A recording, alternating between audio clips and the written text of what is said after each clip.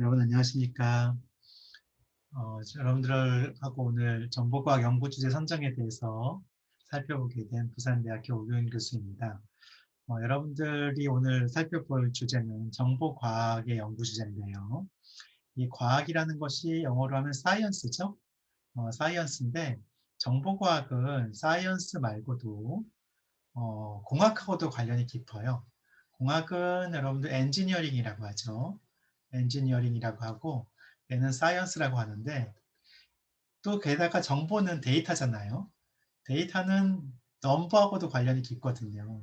수하고 관련이 깊고 수하고 관련이 깊다 보면 수학하고도 관련이 깊겠죠. 그래서 이런 여러 가지를 좀 같이 융합하고 있는 것이 정보과학이라고 할 수 있는데 그 주제 선정 방법에 대해서 함께 생각해 보도록 하겠습니다. 먼저 공부하고 연구의 차이를 간단하게 살펴보고요. 그 다음에 수학과 과학과 공학의 미묘한 차이에 대해 살펴보겠습니다. 그러면 그 다음에 정보과학이 왜 재미있는지 그 이유를 잠시 살펴보고 어떻게 하면 여러분들 문제를 찾고 정의할 수 있는지 이것이 사실은 여러분들 연구 주제예요. 문제를 찾는 것이 연구 주제인데 그것에 대해서 살펴보도록 하겠습니다. 자, 그리고 나머지는 뭐냐면 그 문제를 어떻게 하면 여러분들이 풀 수 있는 형태로 바꾸거나 줄일 수 있는지 방법에 대한 문제입니다. 그래서 이것들을 살펴보고요.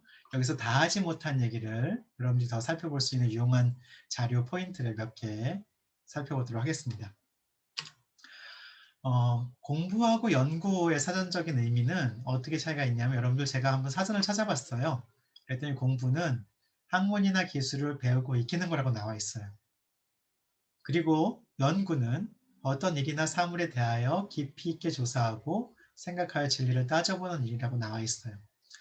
자, 그런데 여기 영어로 된 걸 한번 또 살펴볼까요? 영어로 된 걸 보면 메리엄 웹스터 사전을 보시면 Application of mental faculties to the acquisition of knowledge 라고 돼 있어요. 공부는 지식을 습득하는 것이 목표예요. 지식 습득이 목표죠. 그런데 연구는 뭐라고 하냐면 investigation or experimentation aimed at the discovery, 발견하거나 interpretation of facts and revision을 찾는 거예요. 이런 것들이 연구예요. 그러니까 뭔가 좀 목표가 다르죠. 한쪽은 지식을 찾는 거면 한쪽은 새로운 걸 발견하는 거예요. 새로운 해석을 발견하든지 새로운 걸 발견하는 거죠. 그래서 공부하고 연구의 차이는 이렇게 생각할 수 있을 것 같아요. 공부는 이미 학문 체계가 잘 돼 있어요. 이 올라갈 수 있는 계단이 다 만들어져 있어요. 여러분들은 그 계단을 따라서 선생님이 얘기한 따라서 올라가면 되는 거죠. 이것이 공부예요. 그런데 연구는 그렇지가 않아요. 체계가 없을 수도 있어. 잘 모르는데 여러분들이 알고 있는 건 지금 여기까지인데 이 바깥에 조금 더 뭔가 알고 싶은 거예요. 내가 알고 있는 범위 말고 밝혀진 거 말고 이 바깥에 뭐가 더 있을까 알고 싶은 거죠. 그거를 만약에 여러분들 일상생활에서 좀 살펴본다면 책 보는 거하고 유사하게 보실 수도 있어요. 책을 읽는 것이 여러분들 공부라면 연구는 책에 대해서 뭔가 쓰는 거죠. 여러분들 책 읽고 독후감 쓰시잖아요. 차라리 그러면 독후감 쓰는 것이 연구에 해당이 되는 거예요.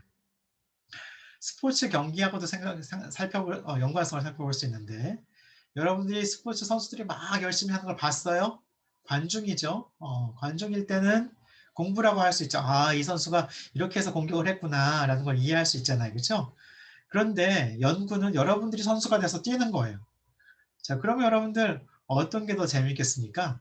선수가 돼서 뛰는 게 더 재밌겠죠? 사실은 연구가 더 재밌어요. 자, 그런데 좀 어려운 점도 있어요. 읽는 게 쉬워요? 쓰는 게 쉬워요? 읽는 게 훨씬 쉽죠. 연구가 약간 더 어려울 수 있어요. 자, 그래서 어떻게 여러분들이 그러면 이 공부하고 연구 주제를 찾을 수 있을지 다음 슬라이드에서 또 살펴보겠습니다. 자, 그러면 과학과 인포메이션 사이언스에 대해서 좀 생각을 해볼게요. 인포메이션 사이언스도 사이언스죠. 그래서 과학이란 무엇인가? 사물의 구조, 성질, 법칙에 관한 체계적인 학문을 과학이라고 합니다. 자, 그래서 인문학은 그냥 마음에 대한 거죠. 마음에 대한 걸 한다면 과학은 물질에 대한 걸 다뤄요. 그래서 어떤 물질을 직접 접해보고 그래서 뭔가를 알게 되는 거죠. 새로운 걸 알게 되는 것을 우리 고전에 보면 경물치지라는 말이 있잖아요. 경물에서 경물이 뭔가 물건을 때린다는 그 뜻도 있지만 접해본다는 뜻도 있어요. 그 접해보면 여러분들이 어떤 지식에 이를 수 있겠죠. 그래서 그 고전 대학의 경물치지에 해당되는 것이 바로 과학이라고 생각할 수 있습니다. 자, 그런데 과학도 있지만 이학이라는 분야가 있어요. 어떤 것의 원리를 깨치는 학문. 또 과학도 있지만 공학이라는 학문이 있어요. 무엇인가를 만들어내는 학문. 과학은 사이언스면 공학은 엔지니어링이거든요. 이 둘의 차이는 잠시 후에 살펴보도록 하겠습니다. 근데 이것이 정보과학하고는 좀 더 관련이 깊기 때문에 여기서 얘기합니다. 정보과학이란 뭐냐? 정보의 수집, 저장, 분류, 분석, 검색, 이용, 배포 이런 것들을 총망라하는 그런 학문을 정보과학이라고 합니다. 자, 그럼 여기 보시면 수집, 저장 뭐 이런 것들도 있죠? 그러면 여러분들 생각에 모으기만 해도 이게 과학이 된단 말인가? 이런 생각을 하실 수도 있어요. 그런데 사실은 모으기만 해서는 별 의미가 없고요. 그거를 체계적으로 정리를 하는 것이 중요합니다. 그럼 왜 정리를 하느냐? 나중에 이용하기 위해서 정리를 하는 거죠. 정보를 잘 정리해 두면 나중에 이용하기 쉽겠죠. 그러니까 결국 정보과학이란 정보를 제대로 이용하기 위한 학문이라고 보실 수 있습니다. 자, 그러면 수학과 과학과 공학의 차이를 한번 살펴볼게요. 간단한 사례를 가지고 먼저 얘기해 볼게요. 수학자하고 과학자, 공학자 이 차이가 어떻게 있냐면 수학자, 과학자, 공학자가 여기 있는 이 빨간 공 보이죠? 이 공의 부피를 측정하려고 고민을 하고 있었어요. 그런데 수학자는 어떻게 하냐면 여러분들 배우는 미적분 있죠? 그 수학으로 반지름 가지고 막 적분해서 부피를 계산했어요. 근데 과학자는 그렇게 하지 않아요. 과학자는 물이 가득 담긴 통에 고무공을 쭉 담궈요. 그래서 넘친 물의 양으로 부피를 계산했어요. 예전에 아르키메데스가 한 거랑 비슷하죠. 그런 식으로 해서 부피를 계산했습니다. 아무래도 부정확할 수도 있겠죠. 공학자는 어떻게 했냐? 빨간 고무공의 부피라는 책을 뒤져서 이런 공은 이렇게 구하면 돼 하고 그걸 찾아줬어요. 뭔가 좀 방법이 다르죠? 접근 방법이. 그래서 그 세 가지에서 사용하는 언어를 보시면 여러분들 차이점을 명확히 알 수 있는데요. 수학에서 사용한 언어는 증명이에요. 뭔가 입증해야 수학적으로 가치가 있어요. 근데 과학에서 사용하는 언어는 실험입니다. 그 증명을 아무리 했다 하더라도 그걸 내가 실제로 체험하지 못하면 과학에서는 별로 중요하지 않다고 생각해요. 공학의 언어는 뭐냐면 만들어진 결과물이에요. 결과물이 없으면 공학적으로는 가치가 없다고 생각합니다. 자, 그럼 정보과학은 여기 있는 이 두 가지 특성을 좀 같이 가지고 있어요. 여기 실험과 결과물 이것도 가지고 있고 미세하나마 이 수학적인 특성도 같이 가지고 있습니다. 그래서 여러분들 그 정보과학에 대해서 조금 더 이제 살펴보려고 해요. 앞에서 정보과학이 다루는 대상은 정보라고 한다고 했죠. 정보. 근데 정보과학의 대상은 좀 더 구체적으로 얘기하면 수와 문자예요. 수와 문자로 구성된 데이터를 다룹니다. 그러면 교수님 제가 보니까요 뭐 이미지도 다루던데요. 음성도 다루던데요. 그거 어떻게 생각하냐 하면 수가 쭉 나열된 걸로 봐요. 이미지 보면 그 픽셀 있죠. 픽셀이라는 수가 행렬 형태로 나열된 걸로 봅니다. 음성은 어떻게 하냐면 그 프리퀀시 있죠. 프리퀀시가 그 타임 도메인으로 쭉 나열된 것으로 봐요. 스테레오 음성은 그게 두 줄 있는 거죠. 그렇게 생각을 합니다. 자, 그러면 정보과학은 뭐냐면 이런 데이터가 있는데 그 데이터에서 여러분들에게 의미 있는 정보를 추출하는 거예요. 여기 지금 보시면 데이터하고 인포메이션이 있죠. 그 둘의 차이를 살펴본 글이 여기 나와 있는데요. 여러분들 단적으로 얘기해서 정보와 데이터의 차이를 한번 볼게요. 예, 성룡이라는 애가 지나가고 있어요. 여러분들 친구예요. 친구 성룡이가 지나가서 여러분들이 물어봤어요. 성룡아 어디 가니? 물어봤더니 성룡이가 대답은 뭐 학교에 가 얘기하거나 도서관에 가 아니면 PC방에 가 뭐 이렇게 얘기하면 될 텐데 그게 아니라 응, 어디 좀 가. 얘기했어요. 그러면 뭐예요, 여러분들? 어디 가냐고 물어봤는데 어디 좀 간다고 얘기했으니까 분명히 문자열은 있죠. 응, 어디 좀 가라는 문자열이 있잖아요.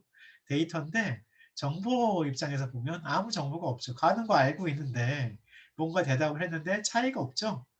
앞하고 뒤에 차이가 없어요. 정보는 없다고 보시면 되는 거죠.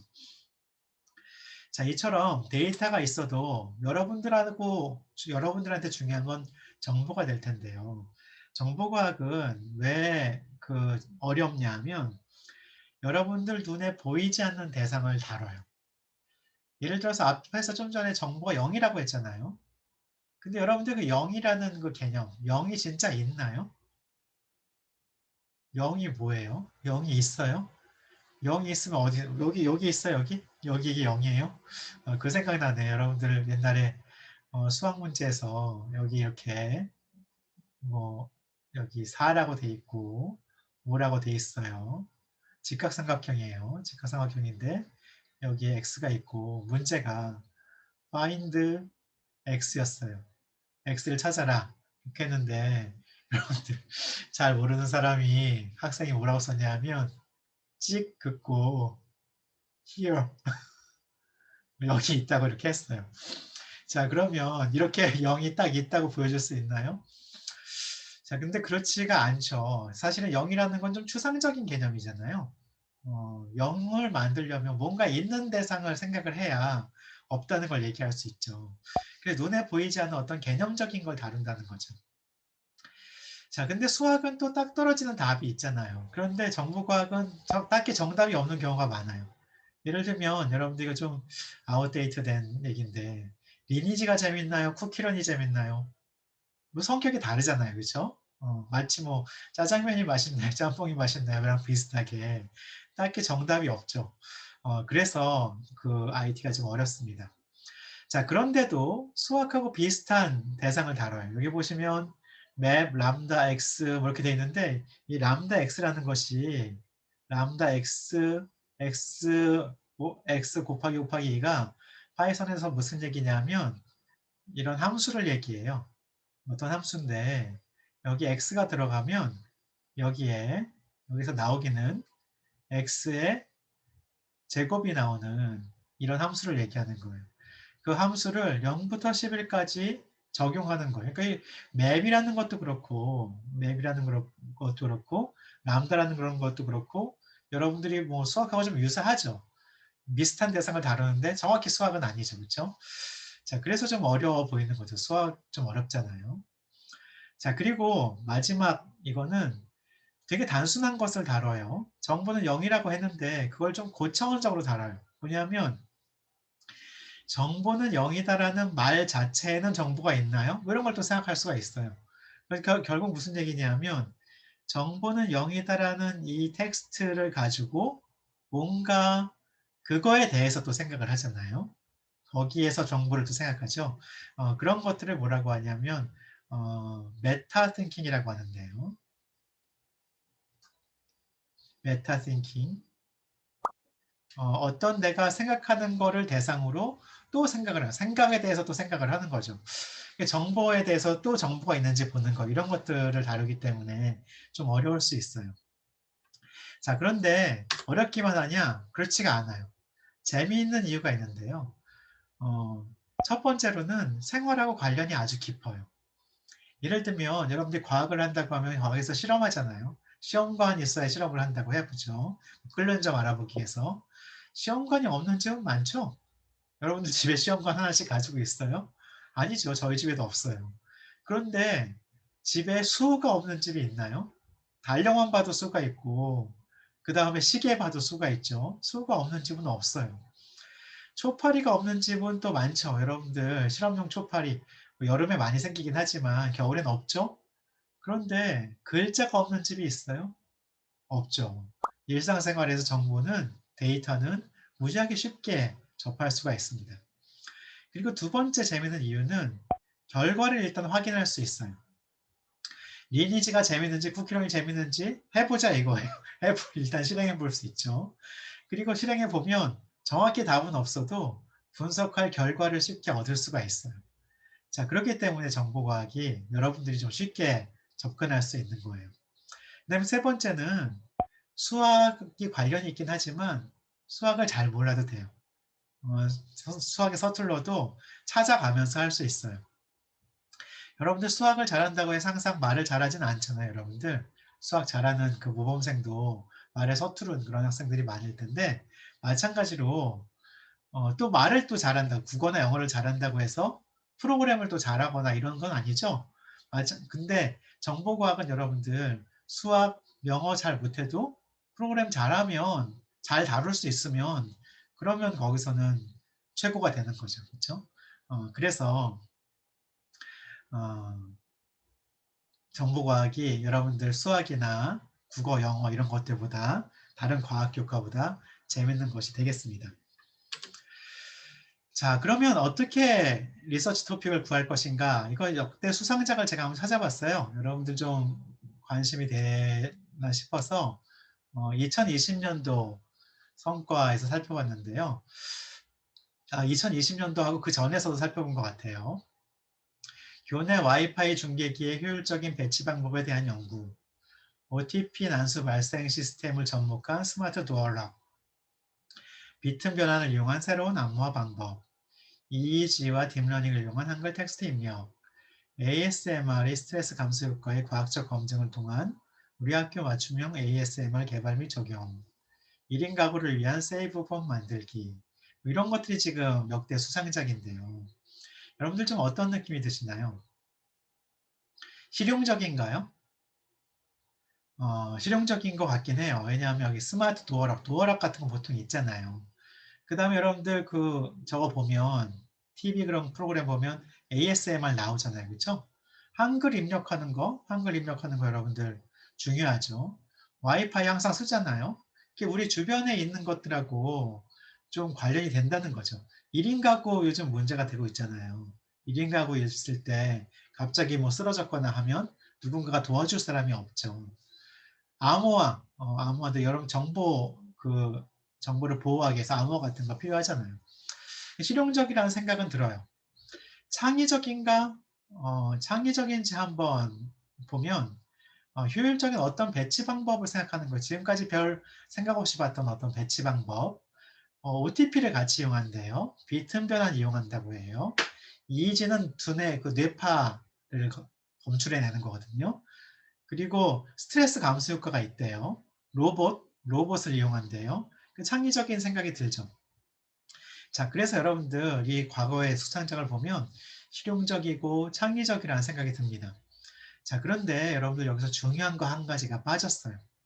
어, 첫 번째 요게 있는데 가능한가? 이걸 만들 수 있는가를 좀 생각을 해보면 사실은 이 역대 수상작 중에서도 약간 좀 제한이 있는 것들이 있습니다. 첫 번째는 가능한 것 같아요. 배치 방법을 내가 이렇게 제한하면 되니까. 스마트 도어락을 어떻게 하면 방향을 만들면 되니까 연구기 때문에 가능할 것 같아요. 그런데 이게 두뇌 뇌파를 이용해서 텍스트를 입력할 수 있을까? 좀 어려울 것 같죠. 그 다음에 세이브 봇을 정말 만들 수 있을까? 좀 어려울 것 같죠. 자, 그래서 가능한가는 뭐냐? 여러분들이 할 수 있는 연구인가를 봐야 됩니다. 학생이 할 수 있는 연구인가? 자, 그러면 지금 여러분들이 생각하기에 몇몇 연구들은 이게 가능할까 싶은데도 연구가 진행이 된 거죠. 그거는 선생님이 생각하기에는 여러분들 지도교사 선생님이라든지 지도 교수님께서 좀 추천해 주신 연구 같아요. 만약에 여러분들이 연구를 한다면 여러분들이 할 수 있는 수준으로 해야 되겠죠. 그리고 사실은 지도 선생님들하고 지도 교수님들은 그걸 여러분들이 할 수 있는 수준으로 줄이는 그런 역할도 하셔야 됩니다. 자, 그러면 어떻게 우리가 주제를 해야 되냐면 누군가가 거기 이제 여러분들하고 좀 비슷한 질문을 했어요. 어, 이거는 외국 인터넷 사이트인데 How to select research topic in computer science. 컴퓨터 과학 분야에서 리서치 토픽을 어떻게 정하나요? 여기 이제 누군가 답을 여러 사람이 달았는데 첫 번째 사람 중에 여기 한 사람이 뭐냐면 다른 사람이 추천하는 주제 하지 말라고 돼 있어요. 자, 그러면 선생님이 오늘 하려고 하는 얘기는 뭐냐? 여러분들이 주제를 선정해야 된다는 얘기를 하고 싶은 거예요.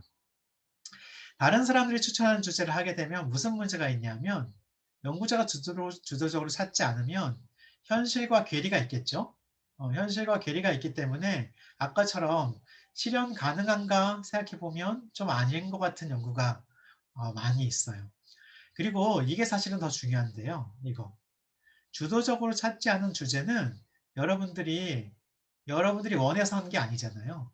연구 의욕이 떨어집니다. 여러분들이 원해서 하는 걸 찾는 것이 정말 중요해요.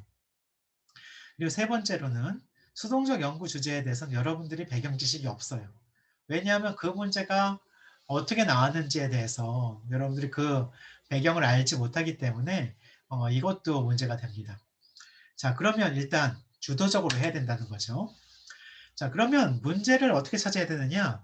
어떤 연구를 하든 간에 문제를 먼저 찾아야 돼요. Find the problem first. 문제를 먼저 찾으라고 돼 있잖아요. 그래서 해결만 능사는 아니고 꼭 해결책을 하지 않더라도 새로운 해석도 괜찮아요. 여러분들이 연구를 할 때 여태까지 이렇게 해석을 했었는데 내가 새로운 각도에서 해석을 했어. 그것도 괜찮은 연구예요. 그리고 문제를 찾을 때는 실생활의 문제를 찾는 것이 좋아요. 실생활과 접목이 돼 있는 거. 그러면 문제를 어떻게 하냐 하면 물음표로 끝나는 문장 하나를 적어요. 여기 보시면 물음표 커다란 거 있죠? 물음표로 끝나는 문장으로 적어야 됩니다. 제가 뭐 일단 그냥 간단하게 생각해 본 실생활 문제 몇 개 한번 생각해 봤어요, 여러분들. 지금 그 감염병 사태 때문에 여러분들 온라인 수업 많이 하고 있잖아요. 그런데 수업 질 저하에 대해서 사람들이 관심이 많죠? 자, 그러면 온라인 수업과 실제 수업이 도대체 무슨 차이가 있기 때문에 수업 질이 저하될까? 궁금하잖아요. 온라인 수업과 실제 수업의 차이는 무엇일까? TV 프로그램 보시면 여러분들 보고 싶은데도 뭐 못 보게 나와 있는 거 있잖아요. 아니면 뭐 부모님이랑 꼭 보세요. 같이 있는 게 있죠.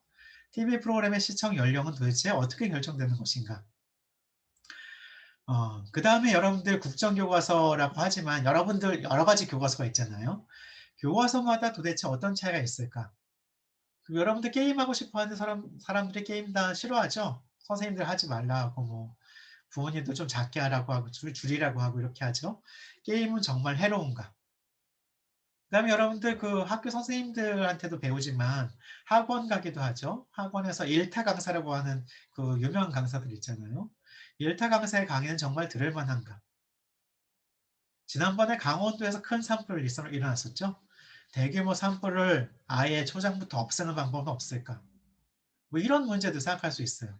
보시면 여러분들 전부 다 물음표로 끝나고 있죠? 이런 문제들을 찾는 것이 좀 재밌어요. 여러분들하고 좀 관심 있는 거, 여러분들이 그동안 궁금해해서 생각하던 것들을 문제로 찾는 것이 좋습니다. 자, 그런데 이 문제가 다 정보과학의 문제냐? 그렇지 않을 수 있어요. 그거를 정보과학의 관점으로 이렇게 바꿔야 돼요. 여기 보시면 지금 트랜스포머 이 그림이 있는데요. 정보과학으로 바꾸는 것에 대해서 얘기를 하고 있습니다. 정보과학은 뭐냐면 어떤 데이터가 있으면 데이터 1이 있으면 데이터 1을 받아서 데이터 2를 내는 거예요. 데이터 2를 내는 거예요. 데이터 1을 인풋이라고 하고 데이터 2를 아웃풋이라고 하죠. 이런 데이터 변환으로 여러분들 바꿀 수 있는지 생각해야 돼요. 자, 그러면 온라인 수업은 어떻게 데이터를 바꿀 수 있을까? 온라인 수업은 두 가지 형태가 보통 있죠. 비디오 강의를 여러분들 선생님이 미리 녹화해 주신 거, 그다음에 실시간으로 여러분들 줌처럼 스트리밍 하는 거, 이렇게 생각해 볼 수 있겠죠? 그러면 비디오, 실시간 스트리밍, 이 두 가지 데이터를 바꿀 수가 있잖아요. 자, 그러면 실제 수업은 어떻게 바꿀 수 있을까 생각해 봐야 되죠. 왜냐하면 온라인 수업과 실제 수업의 차이를 해보기로 했으니까. 실제 수업은 어떻게 바꿀 수 있을까요? 여러분들 선생님으로부터 오는 비디오 스트리밍도 있지만 친구들이 얘기하는 것도 있겠죠? 그리고 친구가 질문하는 걸 여러분들이 들을 수도 있잖아요. 그러니까 이런 실시간 스트리밍이 다자간으로 연결되는 걸 보실 수가 있겠네요. 이런 식으로 이걸 정보과학의 관점으로 좀 가져와야 돼요. 그리고 온라인 수업과 실제 수업의 차이는 모르겠잖아요. 차이는 그럼 어떻게 측정할 것인가? 온라인 수업 보고서 같은 시험을 봐서 측정할 것인지, 아니면 사람들이 보고서 쓴 거, 학생들이 낸 보고서를 보고 아 이게 온라인 수업이 아무래도 실제 수업보단 안 좋구나. 이렇게 할 건지 아니면 무슨 다른 결과 뭐 수업 중에 집중도 이런 것들을 따로 별도로 측정해서 할 것인지 뭐 이렇게 생각해 보는 거죠. 그리고 또 TV 프로그램에 연령 제한화가 있었잖아요. 그럼 TV 프로그램은 어떻게 정보과학의 관점으로 바꿀 수 있을까? 프로그램은 영상하고 음성으로 나눌 수 있겠죠. 그리고 또 새로운 정보도 있죠. 길이도 있잖아요. 같은 길이 영상과 음성으로 나눌 수 있겠죠. 이처럼 여러분들 문제에 있는 어떤 데이터를 생각해서 그것을 정보과학의 관점으로 트랜스폼 하셔야 돼요. 이동을 시킵니다. 자, 그리고 데이터만 이동시키는 것이 아니라 문제도 변환을 좀 해보셔야 돼요.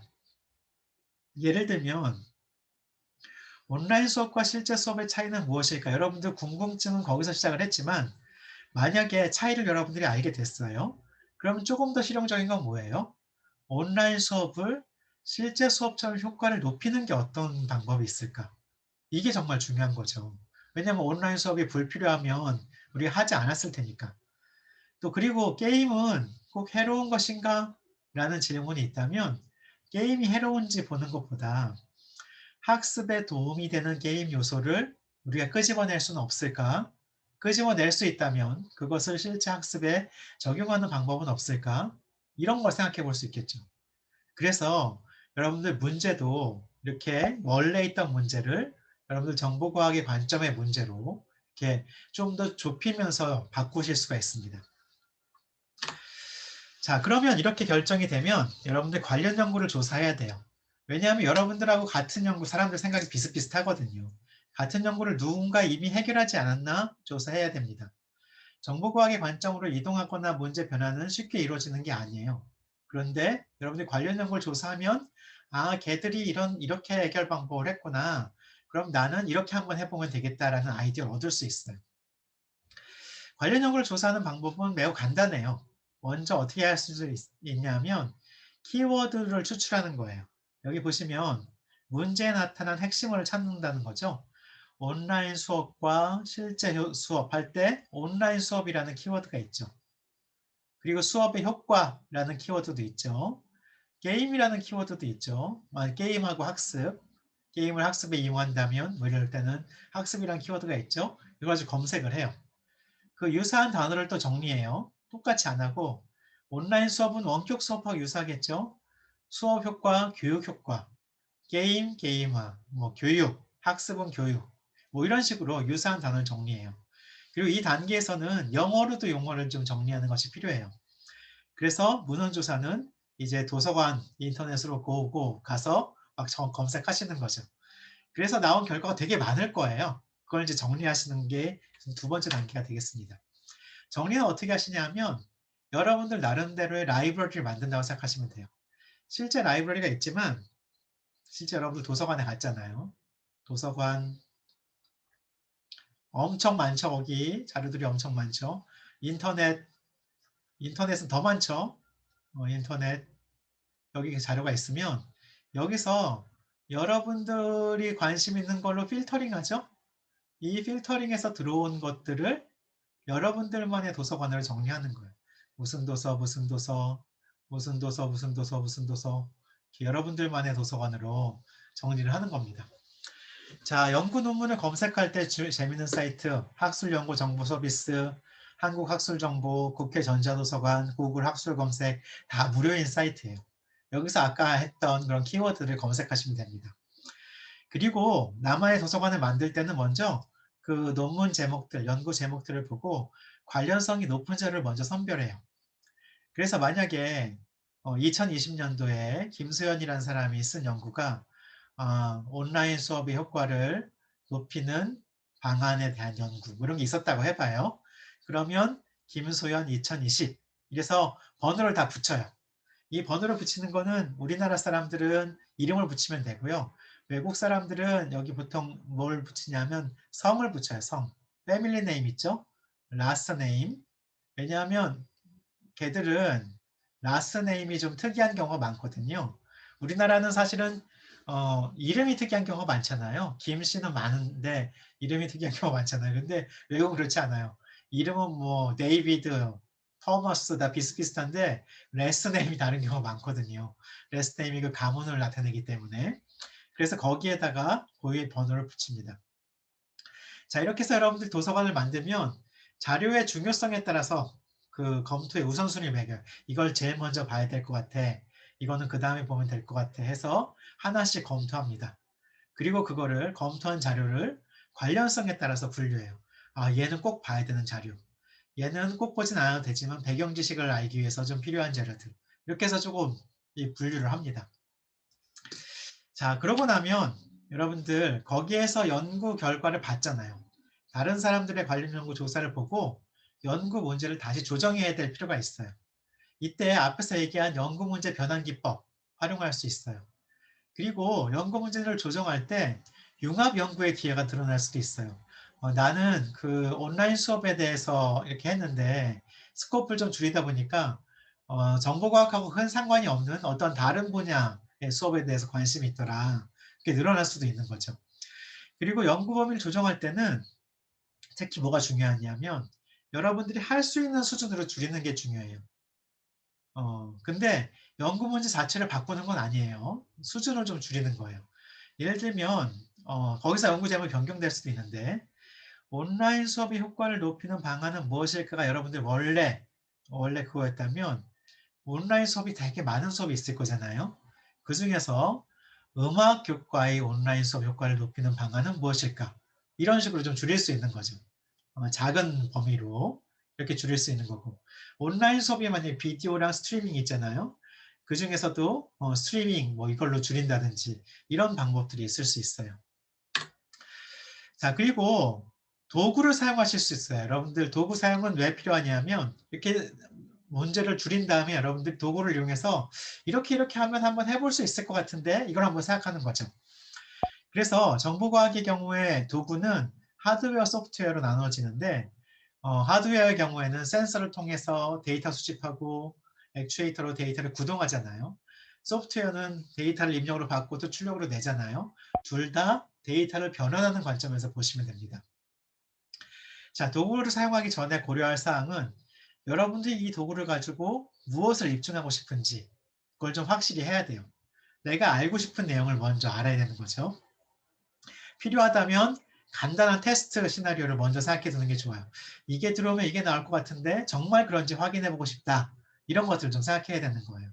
그걸 이제 멋진 말로는 가설이라고 하는데 여러분들 그냥 그렇게 멋진 말 말고 구체적으로 이런 데이터가 들어오면 이런 데이터가 나올 것 같은데 라는 걸 좀 생각하자는 거죠. 유용한 도구의 예로 하드웨어 도구는 아두이노, 마이크로비트, 각종 센서, 빛센서, 온스프 센서, 카메라, 모터 이런 것들이 있고요. 소프트웨어 도구는 파이썬, 자바스크립트, 노드.js, 그 다음에 각종 패키지들 이런 것들이 있어요. 여러분들 그것하고 비슷한 것들을 먼저 여러분들 좋은 도구를 먼저 선정하신 다음에 여러분들 문제를 풀었던 비슷한 문제를 푼 게 없는지 한번 살펴보셔야 되죠. 그래서 벤치마킹 기법을 사용할 수 있어요. 기준이 되는 대상을 원래 벤치마킹이란 기준이 되는 대상을 정하고 비교 분석을 하는 건데 여기 보시면 그래서 CPU 벤치마킹 결과가 있잖아요. 그런데 사실은 여기서 벤치마킹이란 뭐냐면 내가 하려는 연구에 롤 모델이 있는 거예요. 비슷한 연구가. 그래서 그 연구를 벤치마킹해서 나는 무엇을 더 하고 싶은지 그거를 생각해 볼 수 있어요. 벤치마킹 대상은 꼭 IT 분야가 아니어도 돼요. 여러분들 IT 분야로 가져올 수 있는 연구면 다 벤치마킹 하실 수 있습니다. 왜냐하면 정보과학은 다른 분야하고도 좀 잘 어울리거든요. 그래서 그쪽으로 가져올 수만 있으면 돼요. 자, 그리고 벤치마킹 할 때 여러분들 주의하실 점은 모방은 괜찮아요. 그렇지만 복제하는 건 안 돼요. 그대로 사용하시면 안 됩니다. 예를 들면 최소한 있는 거에서 이런 것들을 빼거나 더하거나 변형하거나 이런 발명 기법들을 활용하실 수 있고요. 여기 클립을 어떻게 연구했는지 보시면 철사 가지고 툴툴 말아서 클립을 했거든요. 그런 거예요. 철사는 아니죠. 근데 그걸 변형했잖아요. 발명을 할 수 있는 거죠. 그래서 더하는 기법으로 예를 들면 뭐 겐이라는 게 있는데 이거 여태까지는 생성하는 것만 있었으면 판단하는 것만 있었는데 두 개를 더했어요. 그랬더니 서로 생성한 걸 판단하고 하다가 어떤 이퀄리브리움에 도달해요. 그러면 이 판단도 잘 못하고 생성하는 것도 거의 사람 수준으로 됐다고 볼 수 있는 거죠. 그런 거고 빼기 기법의 대표적인 예로 리스트 처리 언어에 보면 대인문을 뺐어요. 그런데도 잘 동작하거든요. 뭐 이제 그런 여러 가지 상황을 들 수 있는데 마찬가지로 여러분들이 벤치마킹을 할 때도 이런 것들을 활용하실 수가 있어요. 그리고 응용 분야를 바꿀 수가 있어요. 어떤 다른 분야에 적용되던 거를 딴 데로 바꾸기만 해도 큰 효과를 볼 수가 있어요.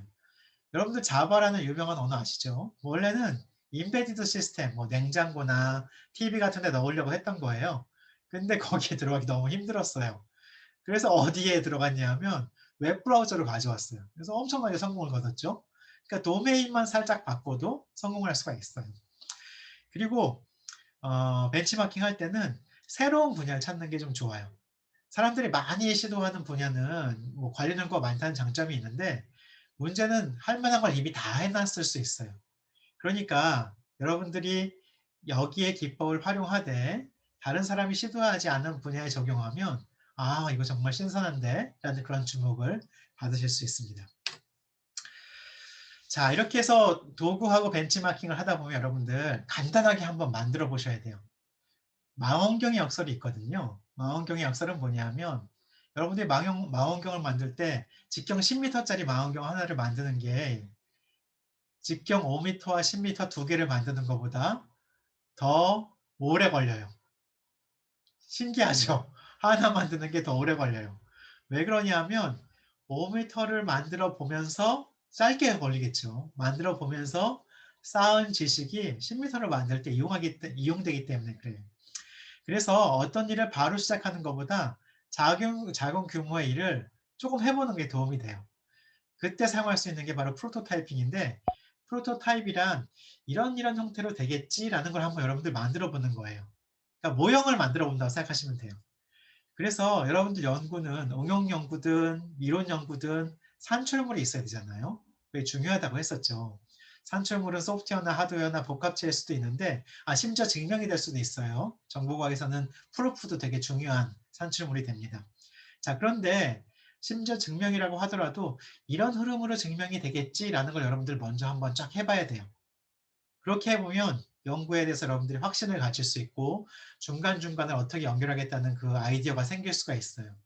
그래서 프로토타이핑 해 보셔야 되는데 어 이런 여태까지 했던 것들을 좀 간단하게 몇 가지 집어서 얘기하면요. 실용적인 주제, 실제 문제를 풀 수 있는 주변 연구를 살펴보되 여러분들이 완수할 수 있는 형태로 충분히 스코프를 줄여 보라는 거죠. 그래서 범위를 조정해 보시고 가치는 산출물에서 나오기 때문에 기존 산출물 나온 거 여러분들 벤치마킹 하실 수 있고요. 아니면 여러분들이 새로운 연구를 통해 산출물을 만들기 위해서 미리 프로토타이핑을 한번 해 보시는 거예요. 상상해 보시는 거죠. 그런 것들이 아주 중요한 거가 되겠습니다. 여기 지금 요 링크는 리마크라는 것은 여러분들이 어떤 그 연구 결과를 발표하겠잖아요. 발표한 다음에 맨 끝에 몇 가지를 찝어주는 그런 마무리 발언 같은 거거든요. 그걸 어떻게 잘하는지에 대한 링크이기 때문에 이것은 여러분들 나중에 발표하시기 전에 한번 참고하시면 좋을 것 같습니다.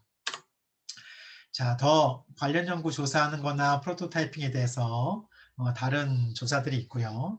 요 링크를 클릭해 보시면 재밌는 그런 더 자세한 정보를 얻으실 수 있습니다.